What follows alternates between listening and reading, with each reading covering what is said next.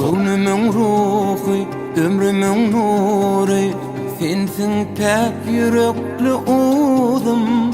Dünya barım, namusarım, cana canım, canım kıydım. Arzularım hasılan, dilim eşsin balam Allah'ım. Günüm ayım sensin balam, batlı yaşacan kıydım. Ak bolsun yolun, senin anın batın açık bolsun kıydım.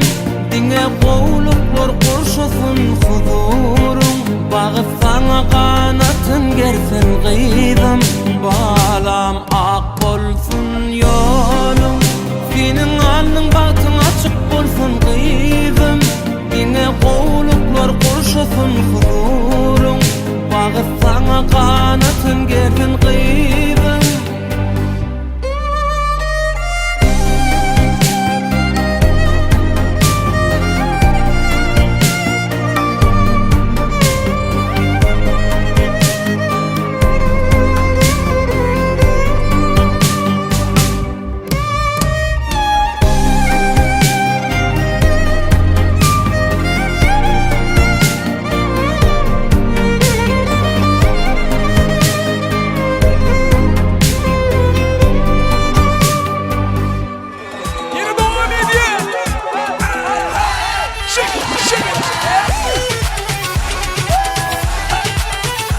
Mekan devam ediyor. Yerleri yok orada.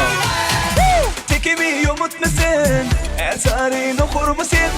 Şeyle bir oğudun sen. Sarıp mı samır mısın? Göz, kaş, giyinişi daş. Görmene göz gerek tuğleme yaş. Zibir zar sesin geçti hemen. Seni görüp fark etsen geçtim hemen.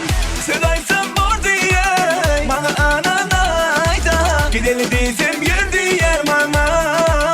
Seni kovurdum, yüreği yakın gördüm. Geçmişimi gömdüm, ellerine tengrilemem. Seni kendine üç köşük gördüm, bolca gördüm. Yüreği yakın gördüm. Geçmişimi gömdüm, ellerine tengrilemem. Seni kendine üç köşük gördüm.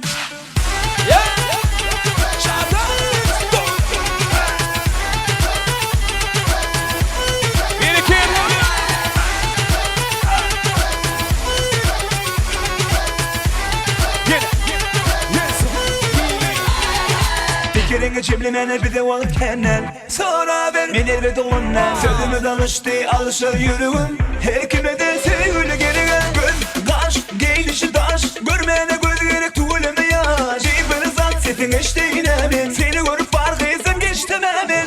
Seversen var diye bana ananayda. Gideli dizim girdi yer bana. Seni kovurdum, yüreği yakın gördüm.